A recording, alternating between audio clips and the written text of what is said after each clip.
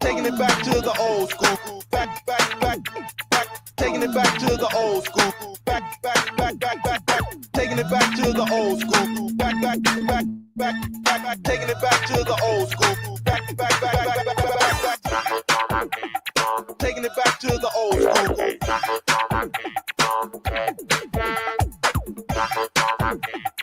Taking it back to the old school. Our primary objective is to keep the groove. Keep the groove. Our primary objective is to keep the groove. Keep the groove.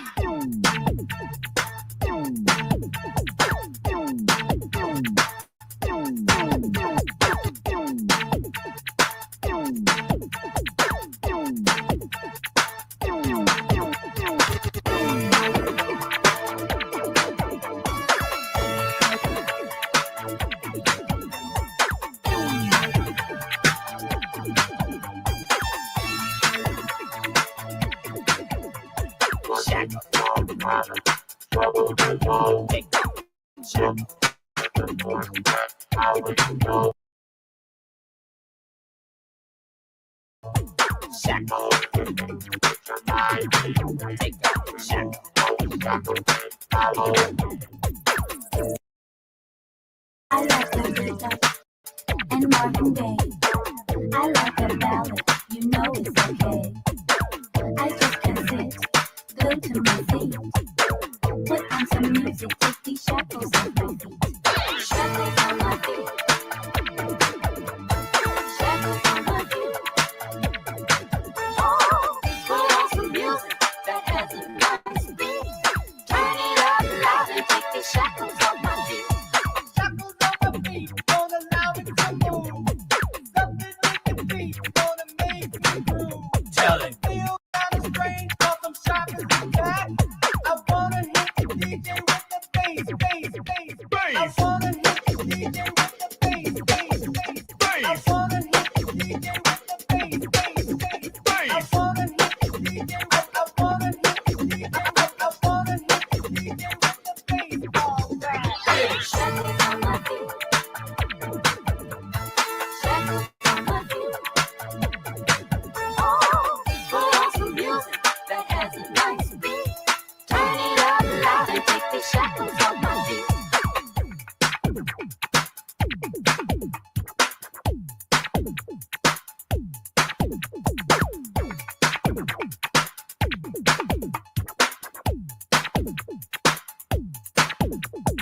Won't you rock with me one time? I wanna rock right now. Hit it, I got it all. 1, 2, 3, get loose now. Get up your behind. Shackles on your feet, got shackles on your mind. People, get up your behind. Don't let nobody hold you back. Remember, you're the one they're laughing at. Ha ha ha. Shackle. Take off and shackle. Shackle. Take off and shackle.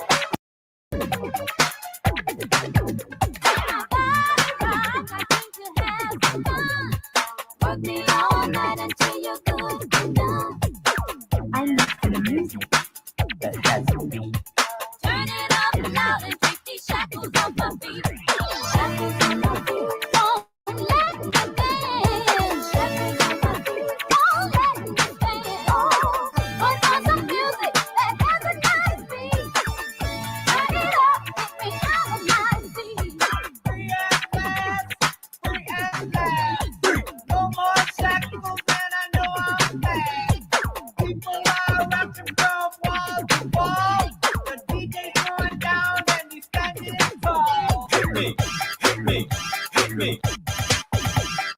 Hit me. Hit me. Hit me. Hit me. Hit me. Hit me.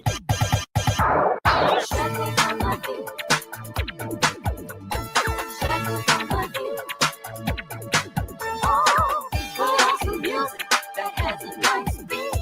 Turn it up loud and take the shackles off my feet.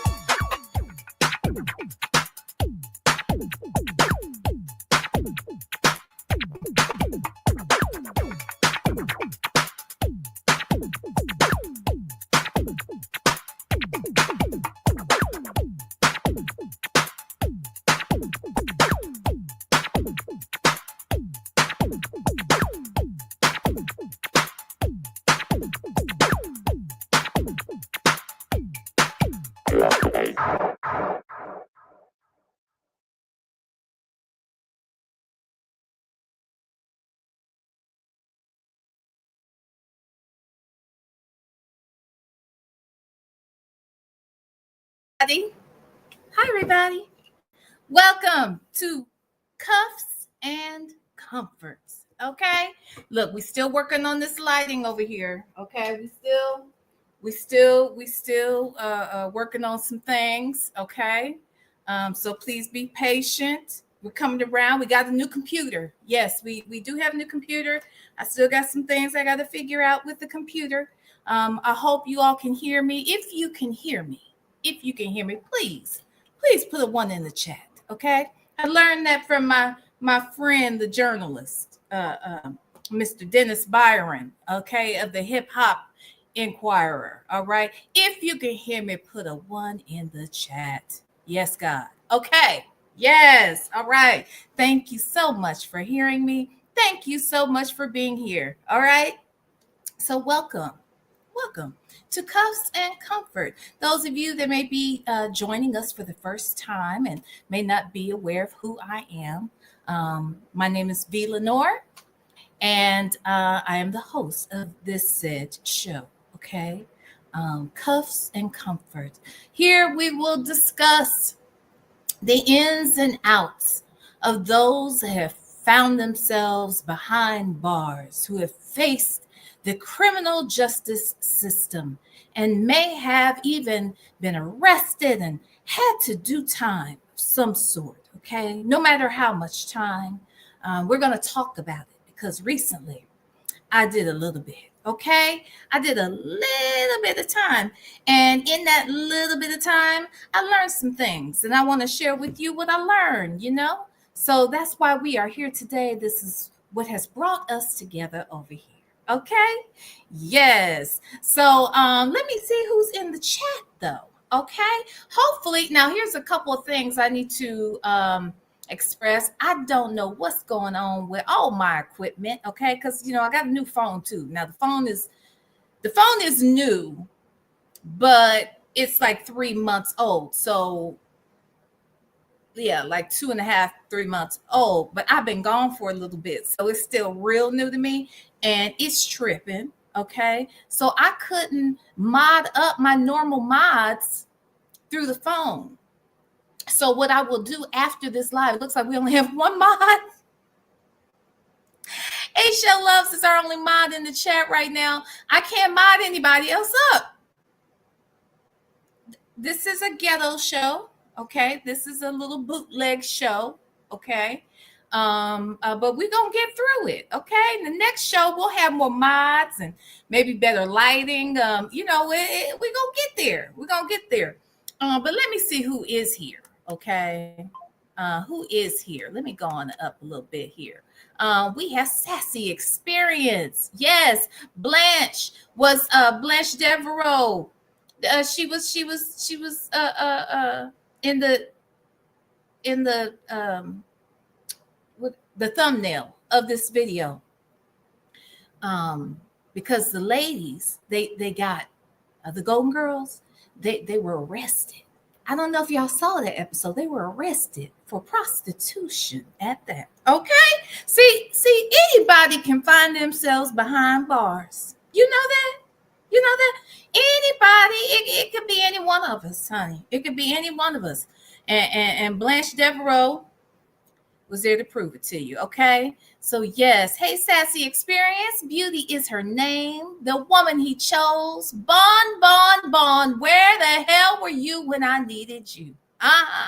Bon, bon, bon. Because I didn't have no damn bond. We're going to talk about it, though. Hey, Pavlova. Hi, a soft place to land.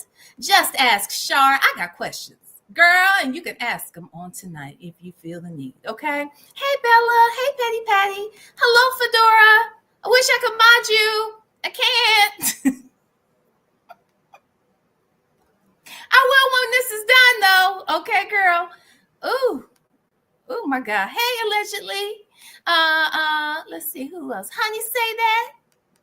Yes. Miss Mad About Music. D-Dub is here. Miss Niecy. Hey, Jam, Jackson Tabasco, Tanya B. Who else? Honey, say that, okay? Honey, say that. Say it. Who else? Oh, Handy Girl, how you doing? Toya Alta Abstract. Hi, honey. How are you? Good to see you. Let's see. Who's that? Hey, Mons. Obsessed with the mess. Blue Sapphire is here.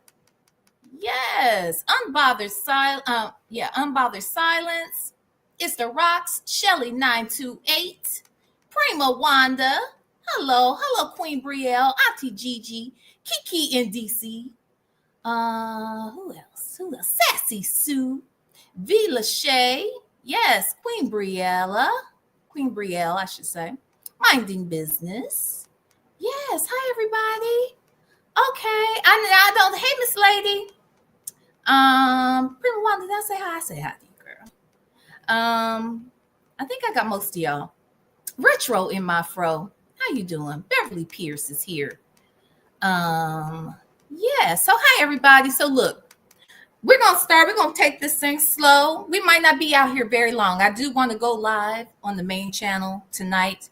I do want to do that. So I don't think we'll be here long because this first part of my story is not that riveting, okay? But I will need to give a little background for those who may, join this channel for the first time at some other point. Hey, Dimples Wimples. So here's the thing. Hey, Wigs and Wine. So here is the thing. Snoopalicious. Yes, Black but not bitter. Peppermint Patty. Yes, is it Candy Calloway? Yes, my God. Okay, y'all see how I'm so far behind. Yes, Miss Niecy. Also, Prima Wanda. Prominent Woman. So anywho, y'all. So here's the thing. So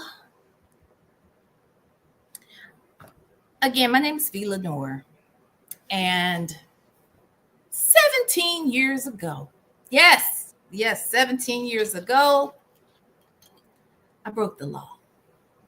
I'd never, ever been in trouble with the law ever before that or since then.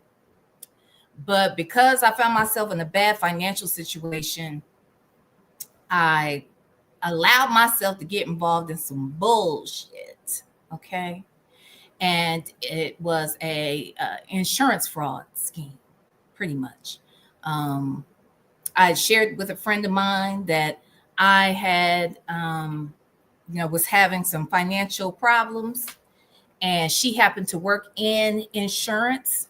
She worked for a major, huge company, very, very well-known, huge company that anybody alive in any part of the world would be familiar with.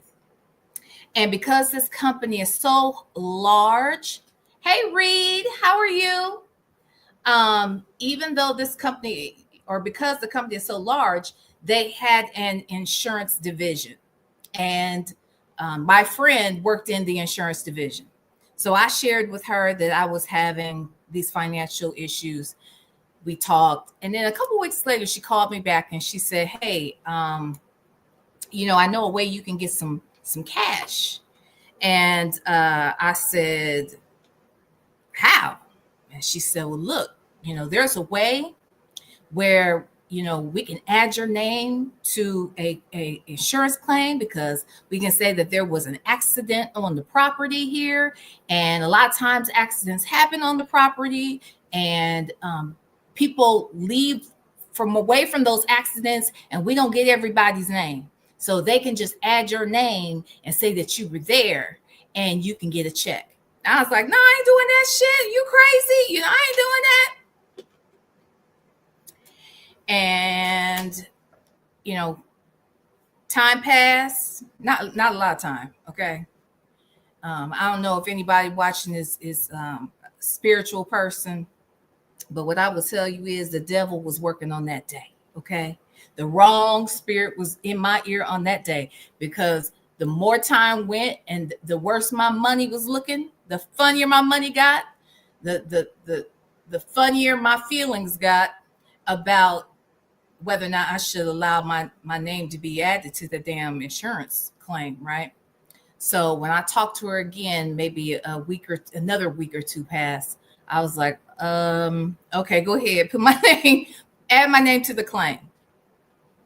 And so that's what happened. They added my name to a claim. Now, I didn't know exactly what the claim was going to look like. That was the scenario that I just shared, was the scenario that was shared with me.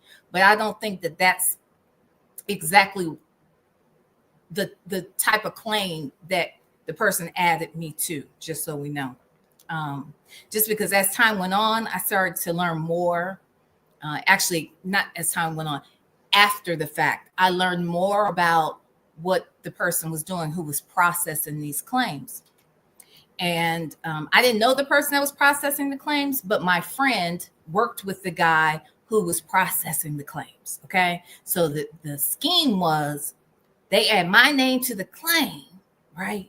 I get a check, and then I cash the check, and then I send them like 2/3 of the money. Okay. I kept a third, and they took 2/3. I sent to my friend. They split it, whatever. I never knew the guy. She wasn't even the person who was processing the claim. Her friend, her coworker, was the person processing the claims, right? So that's it. That's all it's done, right? But I felt guilty as hell the entire time. After that, I felt like shit. I grew up in the church. I had always been someone who was on the straight and narrow all of the time. And so for me to have done it and then to even receive it, it just never set well with me. But, it didn't stop me from doing it. And, but I felt very guilty after the fact. So I mentioned to friends and folks before, when I've discussed this, though, that in my mind, I told myself, oh, well, maybe I'll make good by just simply, I'll give some money to the church, and I'll sponsor this person. I'll give this person some money, thinking like I was Robin Hood out here in this bitch. Okay. Like I done stole from the rich and gave to the poor. That's what in my mind, that's what I thought I was doing. Okay. Doesn't really work like that. Okay. So nonetheless, about 3 years later, the Secret Service and Homeland Security. So here's the thing. I learned in that moment too, that the Secret Service and Homeland Security, they don't just protect the president. They don't just worry about the borders and stuff. They actually do look at other stuff. They look at, they oversee other crimes as well. And this was a type of crime that Secret Service and Homeland Security identify, and then I guess they determine who actually is going to pursue those cases, because it could have been a federal case. The feds decided they didn't want to take it, so the state of Florida, because that is that's where the case was out of. Now, I've never lived in Florida ever, but obviously my friend worked and lived in Florida, and the case was out of Florida. So 3 years after the fact, I was actually working, because this happened in 2008. So in 2010, I actually left Ohio, which is where I live now. I left Ohio and I went to work on cruise ships. And I worked on cruise ships for 3 years. And when I worked on cruise ships, I would spend half the year in the Caribbean and half the year in Europe.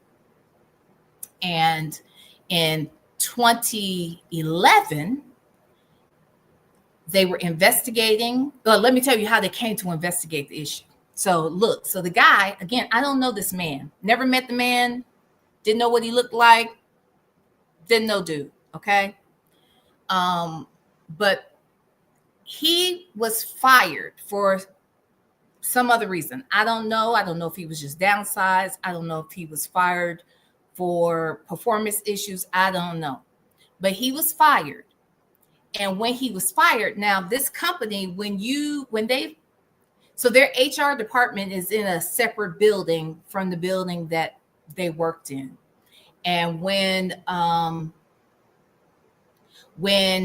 you would be asked to go see HR in this building, it was always understood, this is what was explained to me, that if they told you that you needed to go to HR in this building, 9 times out of 10, you never ever returned.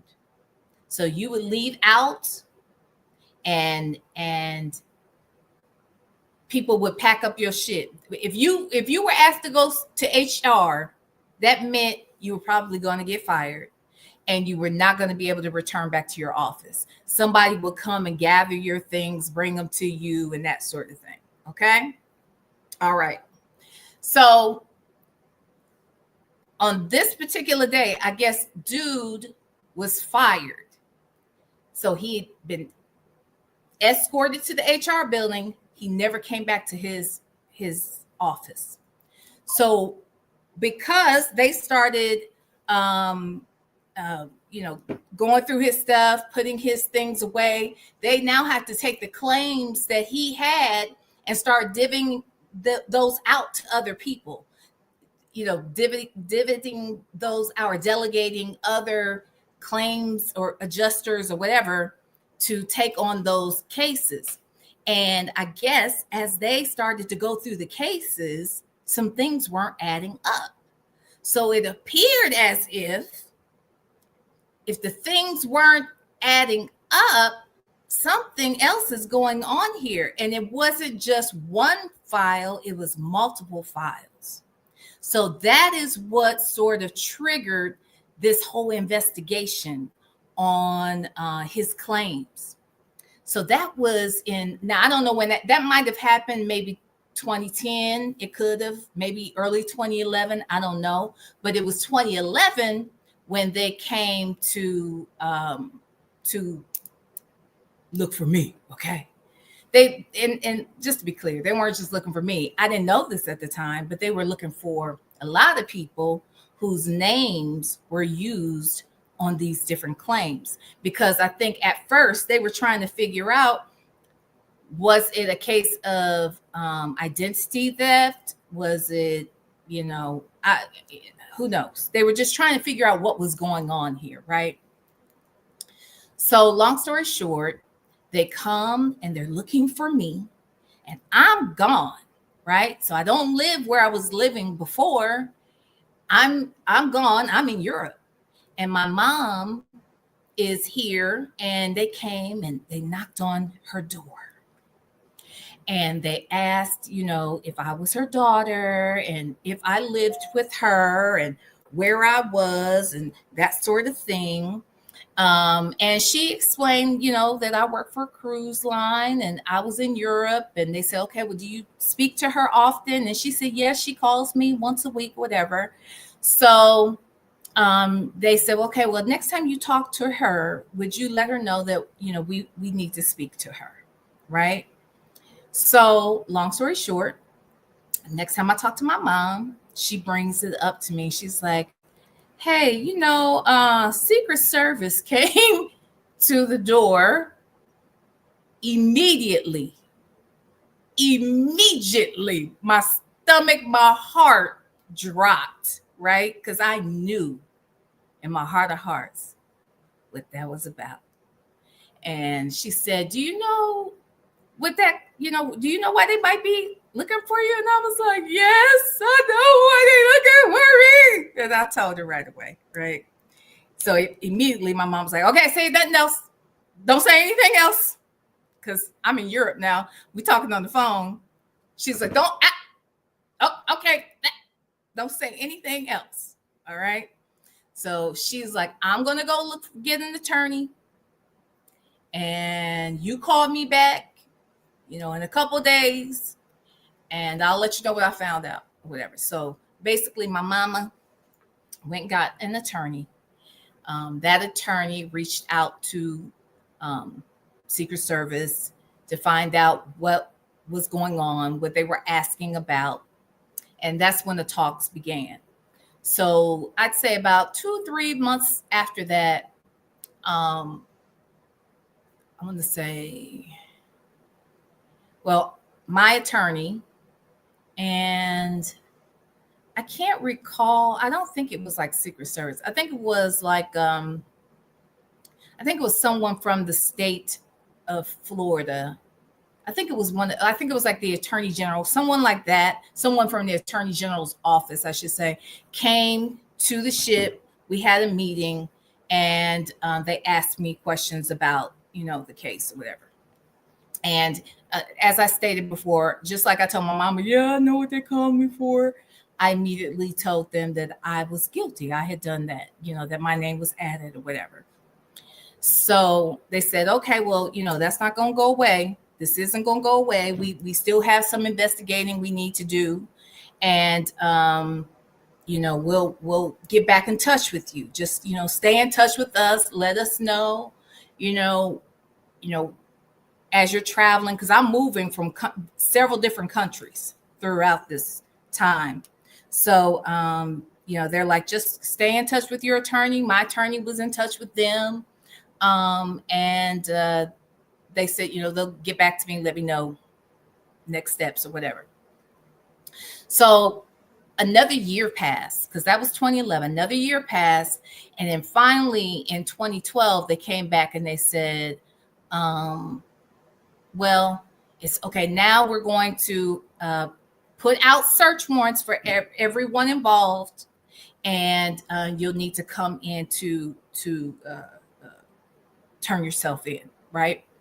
But that meant basically I needed to go through the booking process, and I did. I had a bond, right? I knew what it was. I knew I was going to have a bond.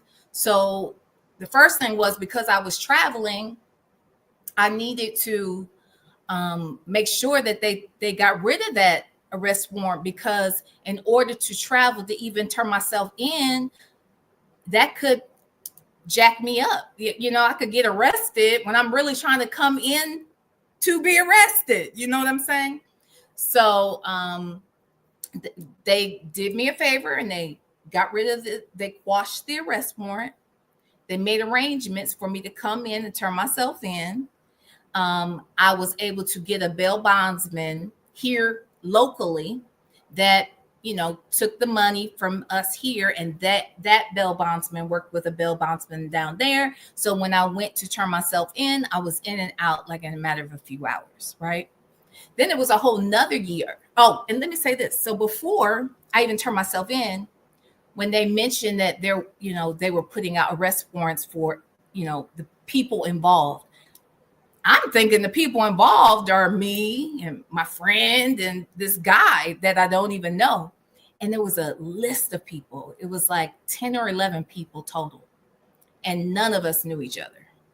In fact, everybody was scattered around the country.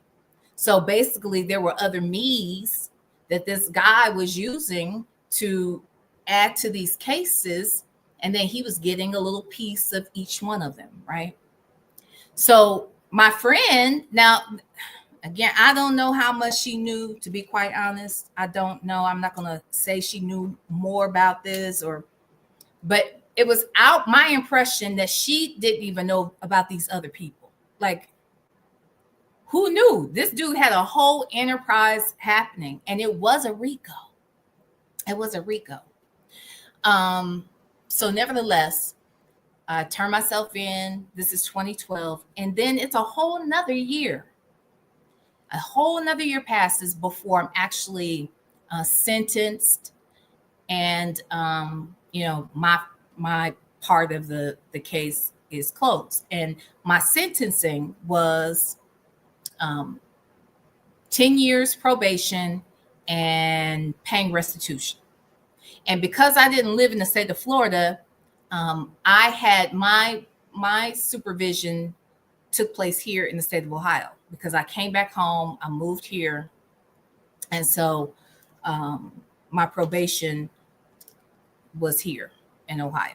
So I never even got to know a probation officer in Florida, even though I guess on paper there was one for me down there. I didn't personally know any of them. Okay. I knew the people here. First couple years, I would have to go in every 90 days, go into the office every 90 days, literally let them put eyes on me for about 15 minutes. And that was it. So that was like the first, I say first 3 years. So I would just go in 4 times a year. They see me, be in there 15 minutes. That's it. Okay. Then the last few years, so I said 3 years. So the last 7 years, I didn't go in anywhere. All I had to do was call into a automated system. And I called once a month. On the 3rd of every month, you call in. It was an automated system. It was a phone call. Basically, it lasted less than 5 minutes. I say it's probably like a 4-minute call because basically you're just identifying who you are. Do you live at the same address? Do you have the same phone number? Do you still work on this job? Do you have the same email address? And have you been in contact with the police? That's it. That's all they want to know. You answer those questions and that's it. Okay. That's it. Then I would say every maybe once or twice a year, the probation officer that was here might say, hey, can you just send me a list of the payments that you've made in restitution? No problem. Okay. So I just got to send them a copy because they don't see it. They're not seeing it because again, they're in Ohio. They just want to make sure it's happening because that's the only condition I have basically is to pay my restitution. So I just had to make sure that I was sending them a list so they could see the dates and how much was paid and that sort of thing. And that was it. So the first 5 years, though, it was a little rough because I didn't have permanent work. I couldn't find permanent work. I would have a contract. Like there were a couple times I had a 1-year contract here because I had my own company. So I would contract out, and that was maybe once I'd say there was a couple of projects that I had that were 1-year projects. There were a couple of other assignments I had that were like 90-day assignments. Then in between time, I was trying to do temp work. What I will say is that I was blessed that because I had really good relationships in my community, in my church. I'd always been pretty active in my community, even since I was a kid. There were a lot of people who knew me, trusted me. And even though I'd been in trouble, they trusted me. So they gave me, opportunities to work here and there. And so, but no one could really give me any full-time permanent work. So it wasn't until the first 5 years, it was real iffy. But the last 6 years, I had permanent work. I was able to get permanent work. I worked with a couple of agencies that actually did reentry training as well, because I'm a trainer by trade. I do employee training. I teach everything from customer service to leadership to communications courses. But I ended up getting a job with a nonprofit where I was in charge of all of their employee training, but I also would oversee a professional development boot camp for the community. And in the midst of that, there were times when we'd have individuals who were formerly incarcerated that would come in, they're looking for jobs, and they would be a part of our boot camp. And that was where I started to feel like some real purpose. I felt like, okay, I can now connect to people who have been in similar situations, who may not have the same level of skills, because this is what I recognize. I recognize that, look, I'm educated. I'm pretty well connected. I had some really great work experience. And so if it's hard for me to get a job, it's going to be even harder for someone who doesn't have those same skills or that same experience or those same connections. And I wanted to be an encouragement to people because I understood what that struggle was like, trying to really be able to encourage someone and let them know that all is not lost. You can still find a space and a place where you can thrive. And eventually I found my space where I could do that. And so I was really drawn quite often to be involved in those boot camps, especially when there were formerly incarcerated individuals in those classes. And eventually I got to know so many people that were in similar situations. And I started to do actual cohorts of simply just folks who were formerly incarcerated and would and I'll be honest with you, those moments when I could spend weeks with them, and they respected me because they knew I knew the shit I was talking about. They knew I had skills that I could share with them, but they respected the fact that I knew and understood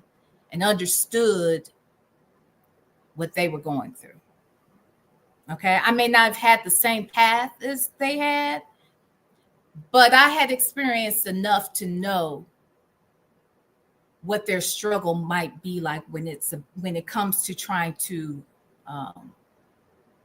get back, or hell, I shouldn't even say get back, because some folks had never had full-time jobs. Crime, a criminal lifestyle was all they ever had and knew. So it was going to be even harder for them. But I at least had a taste of what that struggle is like. And if it's hard for me, I knew it was going to be even harder for them. So I've even had one of my former clients, who I now consider to be a friend of mine, I've even had him come out here, and I've interviewed him on one of my other channels. But anyhow, with that said, I did a TED Talk talking about how important it is to help other people who were trying to transition into society and into the workforce, and why we all have a part to play in their success. And so I really, found that even though I'd been a trainer, because when I worked on cruise ships, that's what I did. I was an employee trainer. Prior to that, I traveled the country speaking to students in high school and college, and I trained them. So speaking and training was something I've been doing for years, but it wasn't until this experience that I had, and it wasn't until I was able to work with people with those types of backgrounds, that's when I found my purpose. I felt like I truly have found my purpose. And it wasn't, I realized, even though I saw my gift in training, I knew that. I knew I was good at it. Okay. It is what it is. I'm a damn good trainer. Okay. I knew I was good at it. But I knew that working with these individuals and seeing the end results, that's when I knew my purpose had revealed itself. Okay. So, long story short, the last 5-6 years, I'm over here, trying to live my best life, baby. Okay. Now I'm changing the world. I'm doing TED Talks. I'm telling people, I'm speaking at colleges. Okay. My TED Talk is used at a couple of universities in their criminology classes when they're discussing recidivism. I go in, I talk to people about what my experience has been and what my experience has been in working with others with these backgrounds, right? And so I feel like I'm doing something. I now work for another nonprofit, and this particular nonprofit is a second chance employer, and they even have a division of reentry division where they house people. They have halfway houses for people who are leaving prison and trying to get acclimated back into society, right? And I train the employees who work with those individuals. And then still, whenever I can, I'm still out here trying to do my part and tell my story as well. So here I am, I'm trying to change the world, honey. Okay, I'm trying to make what the devil meant for bad and let God use it for somebody's good. Okay, that's what I was out here trying to do. And but I'm paying my restitution, and I'm on probation at the same time. It had also been explained to me that even though you may not be able to pay off your bill, that's not an issue, because as long as you're paying something, okay, as long as you're paying something and you're paying consistently, when you get to the end of your probationary period, at that point, we'll just put in a motion to have the probation terminated, and the remaining balance will be turned into a civil bill. That was always explained to me. Okay. So fast forward, we're in year number 10. Okay. This was a year ago, year 10. Mind you, it's year 10, and we're getting close to the end of the entire probationary period. And about 2 months before, it was around the end of October, I got a phone call from the probation officer in Florida. Again, I don't know this lady, okay? I don't know this woman. She calls. I don't even know who she is.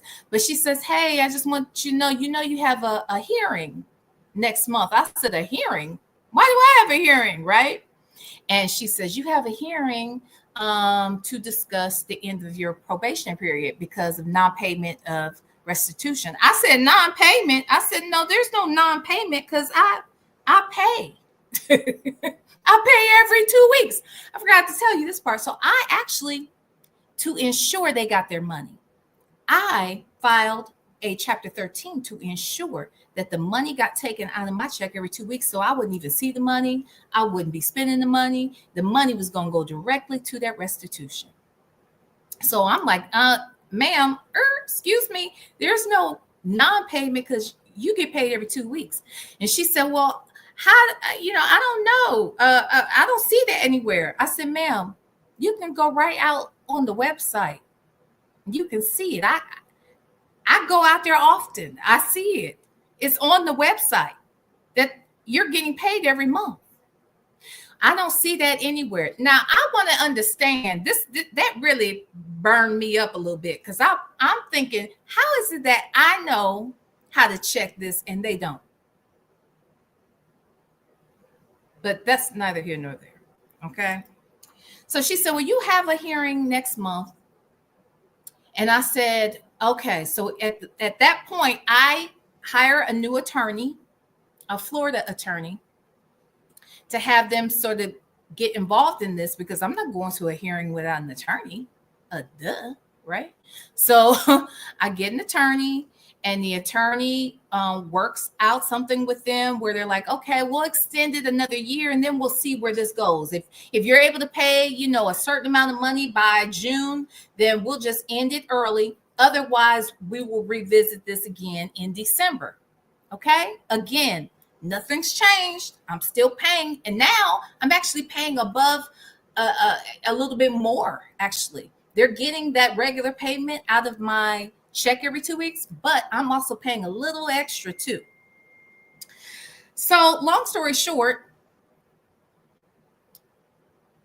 we get to this year, and because remember I said the probation officer in Florida called me last year and said, hey, you got this hearing. I said to myself, let me go and check and see what kind of bullshit they might try to pull this year. Because I didn't know that I had a hearing. If she hadn't called me and told me, I wouldn't have even known it. So let me go check, right? So it's the beginning of November. I go check of this year, 2024. Okay, this is 2025.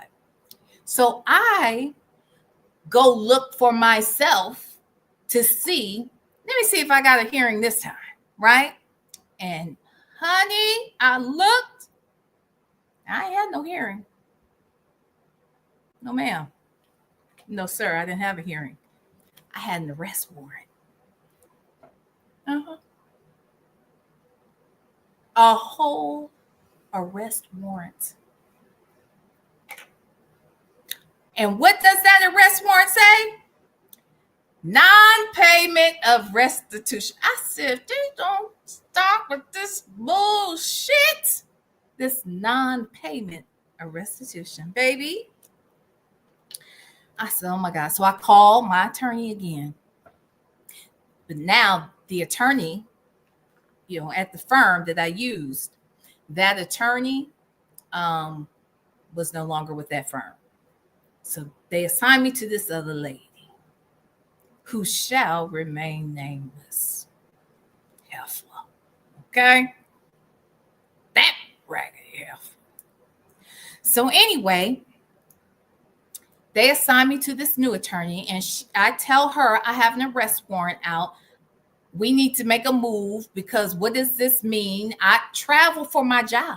I'm on the road all the time for my job. I don't want to get a speeding ticket and now it's an issue. Get in an accident and I'm being arrested because there's an arrest warrant out for me. And she said, well, this is the first thing she said. Well, I doubt very seriously, they're not going to take you in, even if you were stopped for a traffic violation. Then the chances of them taking you in are very slim. And then she looked at their arrest warrant. She said, well, and their arrest warrant specifically says that they're only interested in getting you or coming to get you if you're picked up in a continuing state. In other words, because this is in Florida, if the state isn't connected to Florida, they're not interested in coming to get me. And she said it says that plainly on the arrest warrant that it's only for continuous states.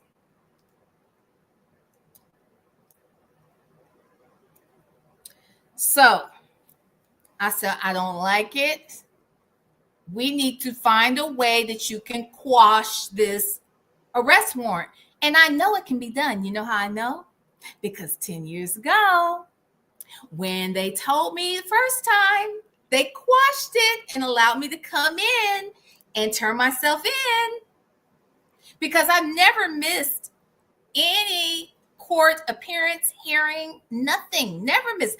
Called these people on a regular basis. They allowed me to travel the world. The world, people. I would be in Greece, Spain, Italy, France on a regular. Like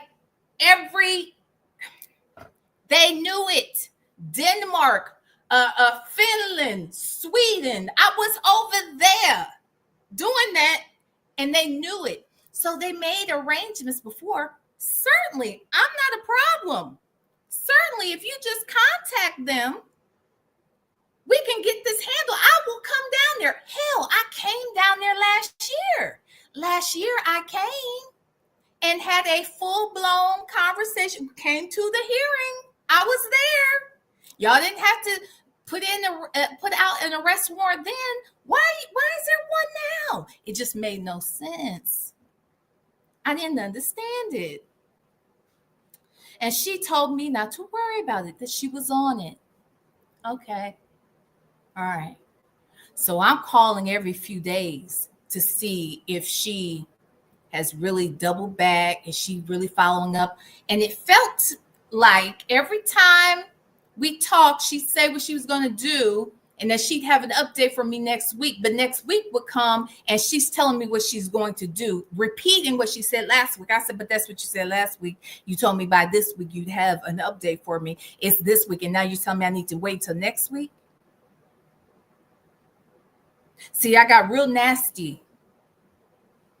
Had to get real nasty with her assistant because of the lack of urgency. And when I got her together, eventually it looked like they were acting as if they were making some movement. But they said, don't worry about it. You know, I said, but I travel for my job. Like this, you know, I can't have any issues. I travel for my job. I can't be arrested while I'm out here trying to work and travel. Oh, don't worry about that. Okay. So then there's one night, not feeling great, you know, not feeling well at all. And I'm laying in bed and half dressed. And all of a sudden, someone's banging on my door. Now, I want you to understand, people don't bang on my door because you can't even get to my door unless you check in at the front desk. So, and I have to give permission for you to even come up to my door.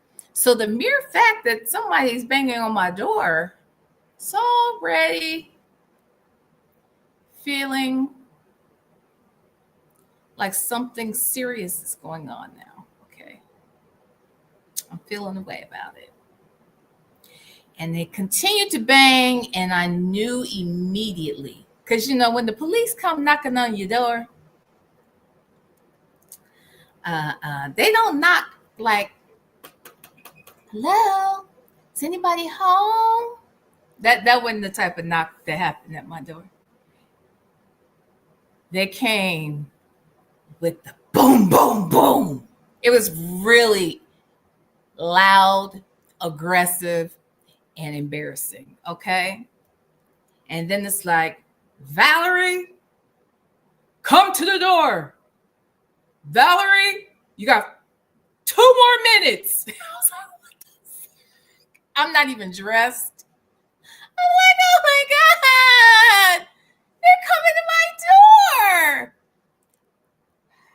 I'm half dressed. I get to the door, and it's 3 police officers, and they all have their guns drawn, and they're like, let's see your hands. I need to see your hands. They're yelling. I need to see your hands, your hands. And I'm thinking, oh my God, am I about to be killed in my own home over some restitution that I pay every 2 weeks? Make that make sense. Make that make sense. So they come in and they see me. They look around my home. They see that there's no one else here. They're asking, is anybody else in here? Like, no one's here. So then they go look. I'm shaking. I've never, ever, ever, ever experienced anything like that before. So they come in initially very aggressively, but once they saw that I wasn't a problem, that I wasn't going to be confrontational or difficult, and that no one else was here, they asked me if I have any weapons, you know, they asked me all these questions. And once they saw that, you know, I was going to be cool, but I'm half naked. Just so we're clear, I'm half naked. And so and I'm called off guard, so I grab a coat because I'm trying to get to the door. I didn't even have time to go grab my robe, but my coat was right here. So I grabbed a coat and put it over me. And when they came in, they were like, "Okay, well, we have to take you in."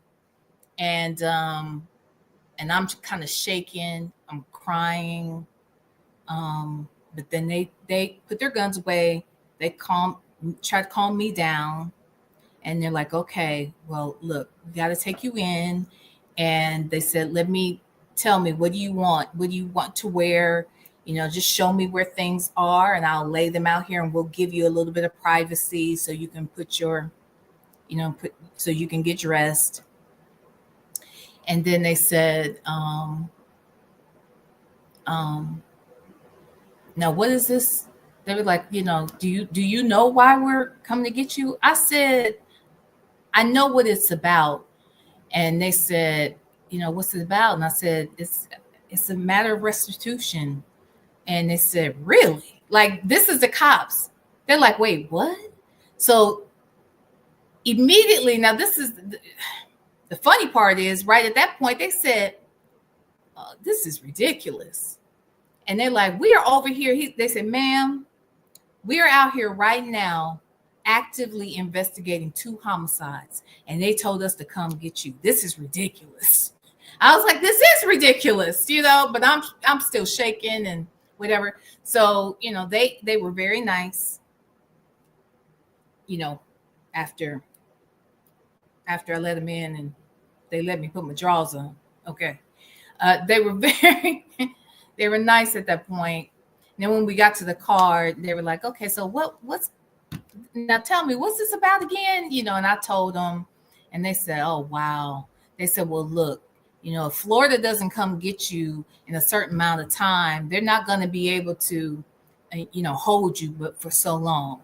So, I said, well, they told me that they're not going to, I said, my attorney, who's a Florida attorney, my attorney said that they're not even coming to get me. He said, well, then, yeah, I'm gonna tell you right now, I think he's like, I don't know what the time period is, but if they don't come get you in like 10 days, they got to let you go. And I was like, okay, so now here it is. Cause I'm gonna say this was like a Wednesday night when all this happened. I got to go to work tomorrow. I don't know how I'm going. Now, mind you, a couple of days before this, I have some physical ailments that I'm dealing with. I'm dealing with some sickness and had just had the whole conversation with my job about taking some time off so that I can address these health concerns. And so when I didn't show up for work the next day, and I was responsible for facilitating a whole leadership cohort. I am the lead facilitator of running this leadership cohort. And we were having a session the next day, and I'm not going to show up for it. But initially my job thought, oh, she must have gotten sick because they did know I had, health stuff. But I just had that conversation a couple of days before. So it had people thinking, I wasn't there because I was sick. And so I guess in some ways that kind of allowed a little bit of a cushion for me. But nevertheless, so they take me in. I'm thinking, okay, they can't hold me any longer than 10 days. And the attorney says they're not going to come get me anyway. So I don't know how am I going to get through this for 10 days? In my mind, I'm thinking I'm going to get fired just from being here for 10 days. So once I got there, so we'll talk about that other stuff in the future. But that night they brought me in and I said, well, where am I going? Where am I going to be? Because, my son is in California. I do have a dear friend here. My best friend is here. She and her husband, they're here.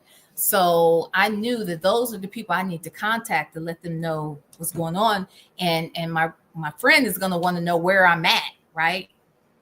So they said, well, we're not going to take you to the how did they put it? You're going to the new jail, is what they said. You're going to go to the new jail. You're not going to go to the old nasty other jail. You're going to go to the new jail.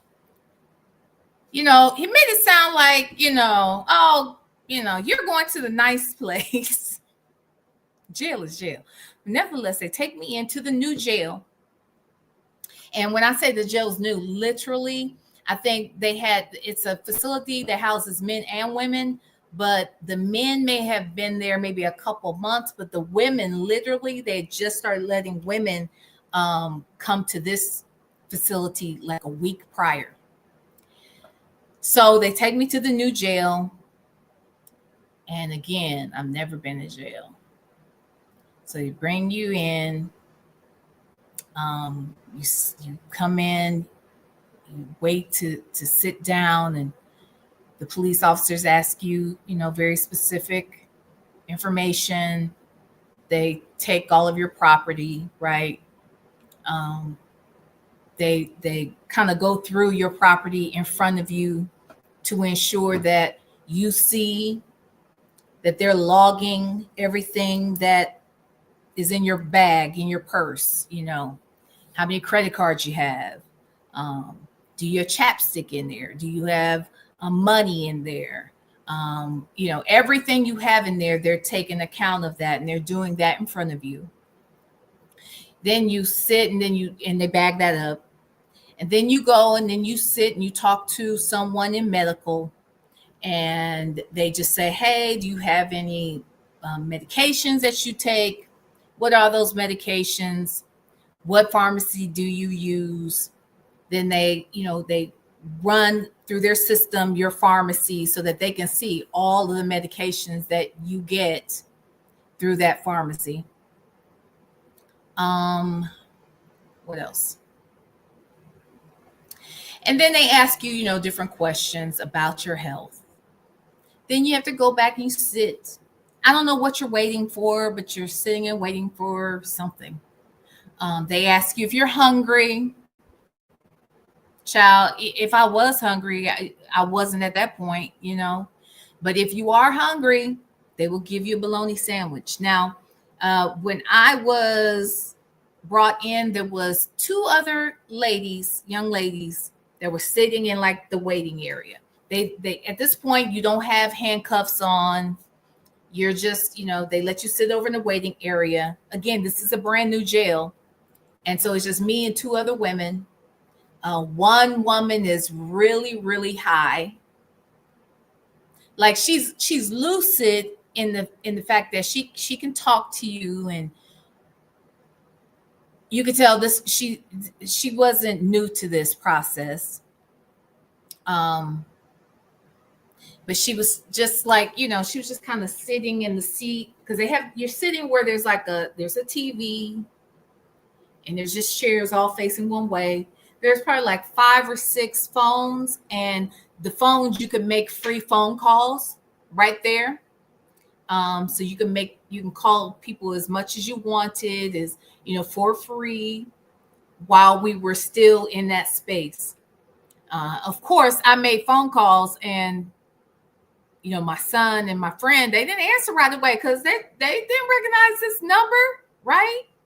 So I had to keep calling and keep calling and keep calling. And I guess after a while, it made them go ahead and take a chance to answer the phone or whatever. But while we were sitting over there, the one girl that I said was really high, she was just sitting there, and she was like watching TV, but then she'd be like, like that, like really like dozing off or whatever. But she could talk to you, she still could talk to you, and it wasn't like she was completely out of her mind, but she was high, right? Or at first I was like, is she high or is she just sleepy? Like, that's how naive I am to all this shit. I was like, is she high or is she sleepy? So at one point, the girl, so she is like really nodding off. So there's this other young girl who she's like, "Are you hungry?" And I said, "No." She said, "Well, can you ask them for a bologna sandwich for me?" And I was like, um, she's like, "Please." Because I guess she had gotten one, but she wanted another one. This is a little girl, too. She a real tiny little thing. I was always amazed at how many people love this damn food. Anyway, so nevertheless, she got another bologna sandwich, and so she was like, "What you in here for? You ain't never been in jail before, have you?" I think I must have had a sign on my forehead that said, new at this, okay? Never been here before, that kind of thing, because people would say that to me often. But she was like, "What you in here for?" Da, da, da, da, da. So we had that little discussion. So at one point she said to me, she said, she's because I looked and I noticed that the girl was asleep, and she's the other girl that was nodding, and she said, "Oh, she's high." She's like, she took something, you know, once she got here, she took something in the bathroom. And I said, "Oh," I was like, "How you know?" I was like, in a way, I was just like, how you know? She's like, I said, "You think so?" No, that's not what I said. I said, "You think so?" She said, "I know so." I said, "Oh, did she tell you that?" She was like, "Yeah. Plus, she's like, right there, it says, this is your last chance." So I looked, and there was a whole container that says last chance. Like, if you're high, go ahead, get high now. Like, if you're high, or if you got some drugs on you, this is the time to take them. I was like, "Oh my God." And she was like, "Look, the box right there says, last chance." I was like, "Oh my God."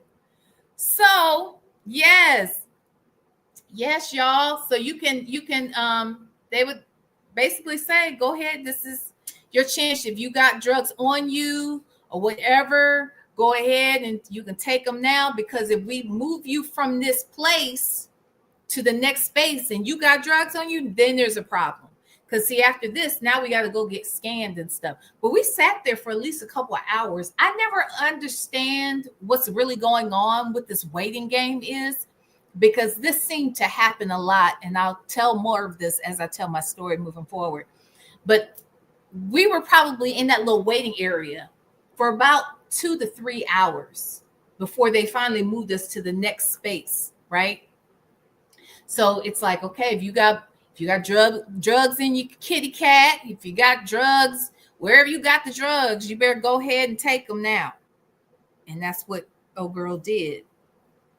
And then after that, after you've seen the medical staff and you've been booked in and you saw your property and all of that, then they cuff you and have you walk together to get your uniform.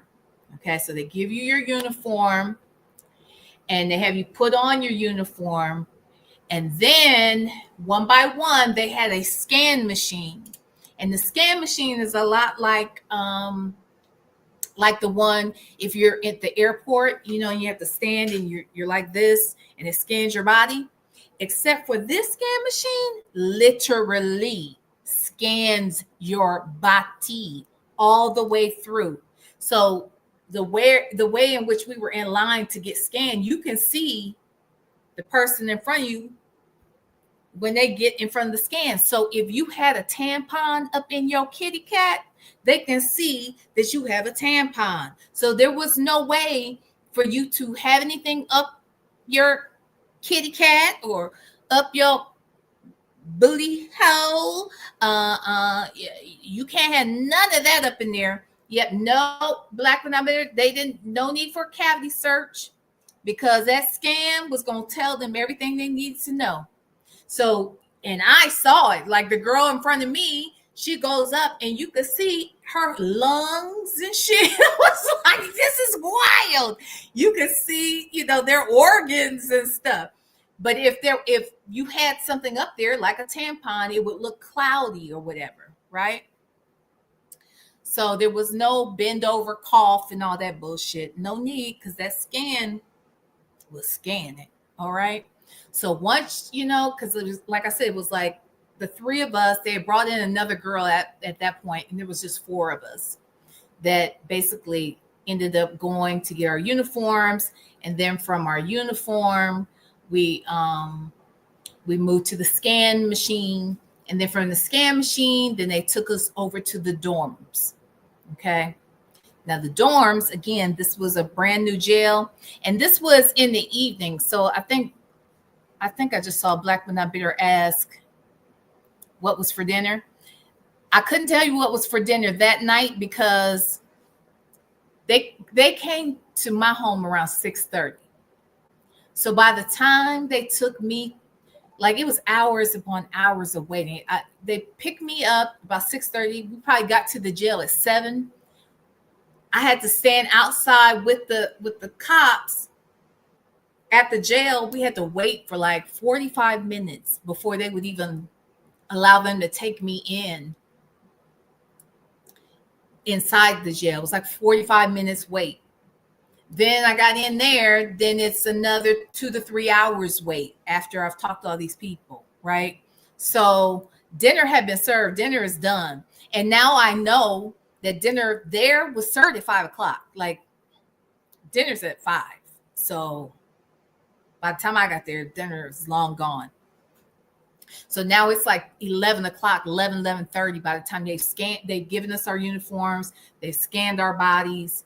And then it's about midnight, 12:30 when they take us over to the dorms. Now, at this new jail, again, there were only, I would say in total, there were probably about 10 or 12 women, period. Come to find out, they were using the new jail, even though the men were being housed at the new jail. A lot of men were. The women had not transitioned over from the old jail to the new jail. They were just using that jail at that time as an intake facility. So basically, you go there when you're first booked in, and you're there no more than 72 hours before they take you to the other jail. Well, I was only there for 24 hours. So when I came in, they put me in the dorm. The dorm they put me in, because again, this was a new jail. They put me in a room. There was 2 other women. It was a dorm made for 8 people, but they were only putting 4 people maximum in them. And it was clean, actually. It was like 4 bunk beds. So, but when I got there, it was only 2 people in there. So I made the 3rd person. So everybody had a bottom bunk. There were 2 round tables in there. There was 2 phones in there, and then 1 little bathroom area with a toilet. No shower was in there. Okay. So there's no TV in there, anything, but that's the dorm. That's how the dorm was set up there. They had a common area though outside of the dorm, because I was upstairs, by the way. There's 2 levels. So when you came in, you're on the first level, but they take you up, and then you're in your dorm. It was, a small, intimate little space, right? But at certain times during the day, they will, and I guess it would depend on who was on duty. They might open up that space and say, okay, you guys can come downstairs into the common area if you want and watch TV. You can visit with the other ladies. You can play cards, whatever it is you want to do, right? But down there, that's where the showers were. They had a washer and dryer down there. There was a microwave. And apparently that's how you would eat down there too. So they had like a little seating area, and they had chairs. Now, this is the one thing I will say. The chairs, the seating in the common areas at this new jail were like, the little plastic chairs, like when your kids, or when you were in kindergarten or in preschool, and you got the little plastic seats, they had those type of seating. That type of seating in the common area, which is actually like luxury seating. I know this now. okay, based upon what was going on at the old jail. Because I did get moved to the old jail. I thought I was going to be where I was. I thought I was going to be at that new jail based upon the cops. They made it sound like, oh no, you won't have to go to that old jail. You're going to be at the new jail, the nice jail. Because they could tell I'd never been to jail. So they were trying to be nice and like, ma'am, look, it's going to be okay. You know, I'm sure you're not even going to have to stay there very long. You know, we hate that we had to come get you like this. I mean, they really actually were very nice at, you know, once we got past those guns and shit, you know, they were actually nice. So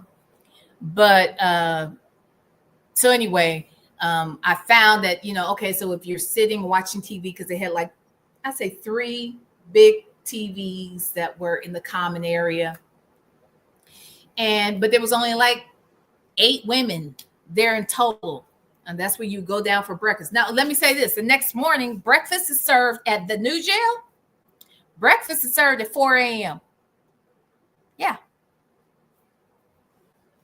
4 a.m. And your ass is going to get up. Okay. Now, if you don't like breakfast and you don't want to eat breakfast at this jail, you ain't got to eat it, but you damn sure got to go get it. Okay. So if it's breakfast is served at 4 a.m. Your ass is going to be there to get your damn breakfast tray. Okay. And you can take that tray and you can throw it in the trash, or you can take that tray and give it to somebody else who wants the damn tray. But the bottom line is this. D-Cop for life. D-Cop, correct me if I say anything that don't sound right, okay? I know everything's different in every jail. I've learned this too, okay? Yeah. Wait, what you say? What you say, Shell? People, when V was booked 17 years ago, she was able to go get booked. And yeah, I literally went in and I was out. I only had to wait when you would have to turn yourself in. I guess they had to run stuff through the system, make sure I don't have warrants anywhere else or whatever. It was like 3 hours or so, but I'm just sitting and waiting. I never was locked in a cell, didn't have to change into a uniform. I literally was sitting in like a theater area waiting for them to run all the checks in. So I never went to jail. That's why I'm saying this is why this just floored me, that here we are 10 plus years later. I have done everything to try to make good out of that bad choice. I've been doing everything I thought was right, helping other people, ministering to other people, training other people, doing TED Talks, speaking at colleges about this shit, only for this to happen now. It made no sense to me. Okay. So yeah, I was in and out 17 years ago. That's what's so crazy. Well, not even 17. I say 17 years ago is when the crime happened. But 12 years ago was when I had to turn myself in. And 11 years ago was when I was sentenced. So it's just weird. So anyway, so 4 a.m., you go get your breakfast, you go sit downstairs. And that's how I knew there were only like 8 of us there, maximum. And you can eat or not eat, and then you can go back and go to sleep. Okay, so that's how that worked. And then you go back to sleep or whatever, and then lunch is served at 10:30. And so you get lunch at 10:30. Again, at this particular jail, you have to. It's like, this is the way they do their head count. They're going to see, they need to see you.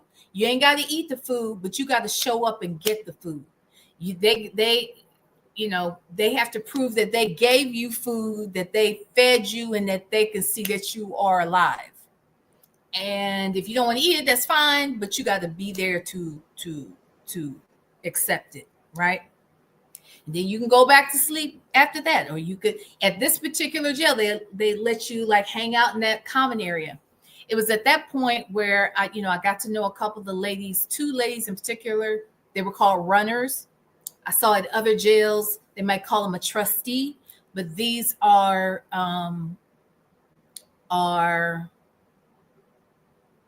inmates that they're like honorary people. Like they have been on good behavior. They have a little job, so they get special benefits. Maybe they have better accommodations, or they actually, because they're working, like they clean up a little bit. They help pass out food and trays. And because they are runners at this particular jail, they were called runners, they get time taken off of their sentence. So I think each month they earn back maybe a couple of days off of their sentence. Each place was a little different with that. Yeah, so I'd gotten through breakfast at 4 a.m. 4 fucking a.m. Then lunch is at 10:30. And then dinner is over there, was at 4. Yeah, it was 4, 10:30, and 4. 4:30 was dinner. Well, right after dinner on that next day, they said, all right, we're coming to get you. These sheriffs come and they're like, all right, we're taking you to the old jail. I was like, why am I going to the old jail?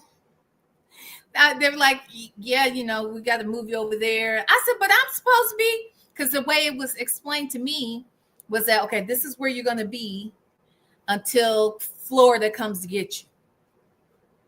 But they came and got me and took me to the old jail, child. And I was like, oh shit. Because now at least I've gotten used to, now I at least know what the layout is of this land. And now you're taking me, now I got to go somewhere else that I don't know anything about. But what I have heard is that it's not nice. It's nasty and it stinks. That's what the cops were telling me. They're like, oh, you ain't gonna have to go over there. It stinks over there. It's terrible. It's dirty. It's filthy. The new jail it's like you could smell the paint. That's how new it is. That's how the cops were explaining it to me, like trying to make me feel comfortable.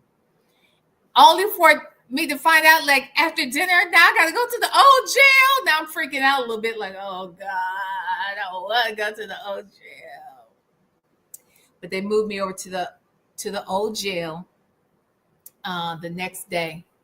And yeah, that's where I'm going to stop my story today. I'll tell you what happens when I get to the old jail on day 2 of my incarceration experience. All right.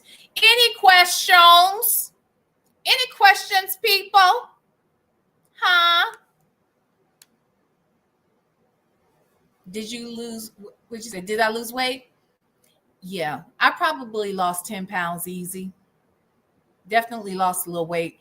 I did the first 2 weeks, I really didn't eat anything. There would be days when, so there was one girl that when I got over to the old jail, very nice girl.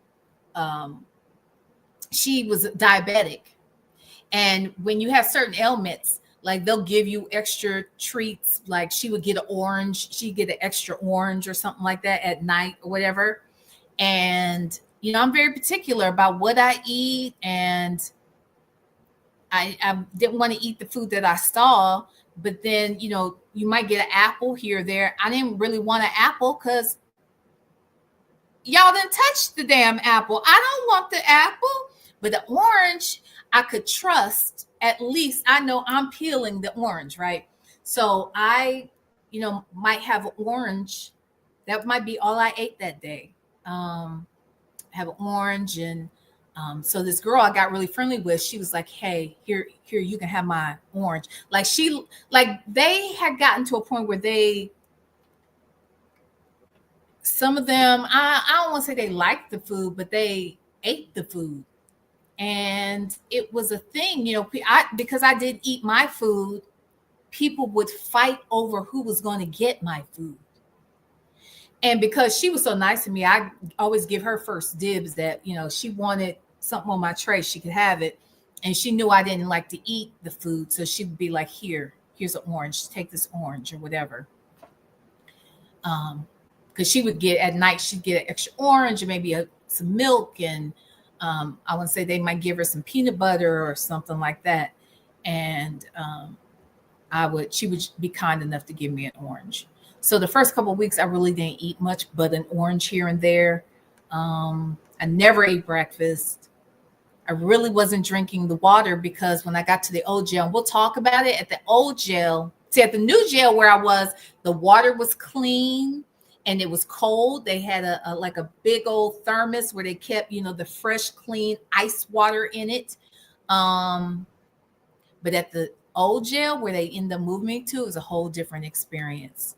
And so I'll tell you what that living experience was like and what the food was like. I even brought the menus. So we'll talk about the menus and all of that stuff as well. What you say, Shell? Some were begging for food like it was the best meal they ever had. I only had to stay overnight 17 years. Shell, when I tell you, these people would beg.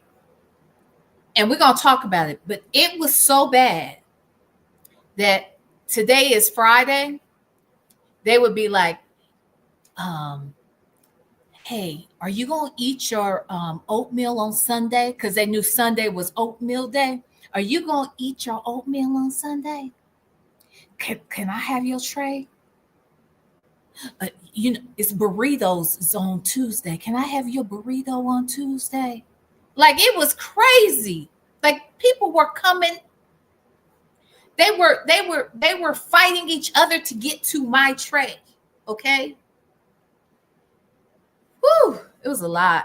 Hey, Know Your Own Worth. Hey, Legacy Moon. Yeah, it was a whole lot, y'all. So we'll get to that in the next story time. Okay. I'll tell you what it was like when I moved from the new jail to the old jail, which was the jail I spent 20 days at. Okay. Some things happened over there. We'll talk about my commissary getting stolen. We'll talk about the fight that transpired after the lady stole my commissary. We'll talk about the other fight that I witnessed. There was a melee in the dorm. We'll talk about everything, okay?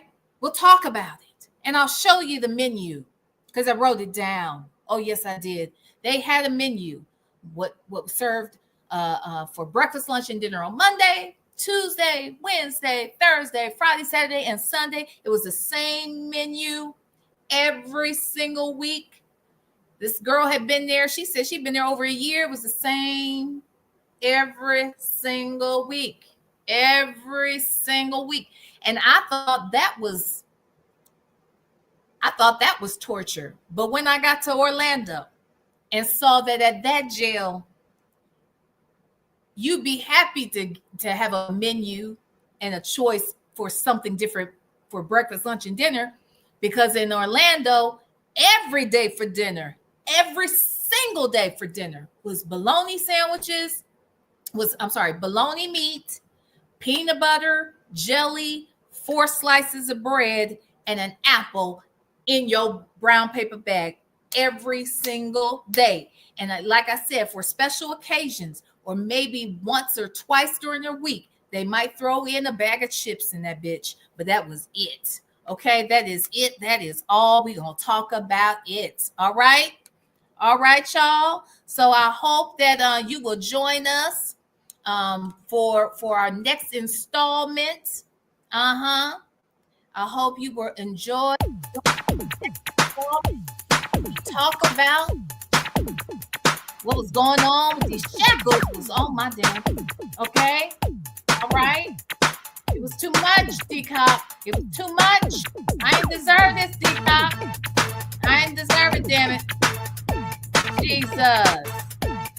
Hey, Lovejoy. Woo. All right. So I was going to go live on the other channel, but I got a feeling Taking it back to the old school. Back. Maybe I'll go over there and see. Taking it back to the old school. Back. Yeah. taking it back to the old school. Back, back, back. So everybody, back, taking it back to the old thank you school. for joining. Back, back, back, back, back, back, back. Taking it back to the old school. If you want to support the channel, Taking you it back to the can old do school. so Our through primary PayPal objective is to or Cash App. keep The channel's not our primary monetized yet, objective is but to we're gonna keep get there. All right. Thank you, everybody. keep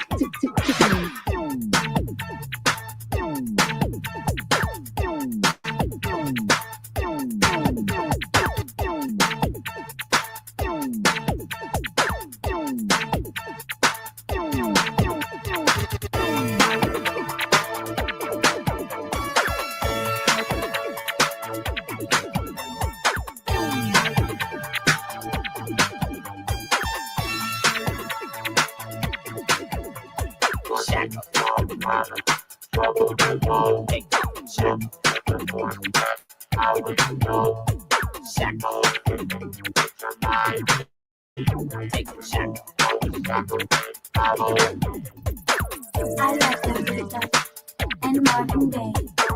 I like the ballad, you know it's okay. I just can sit glued to my seat.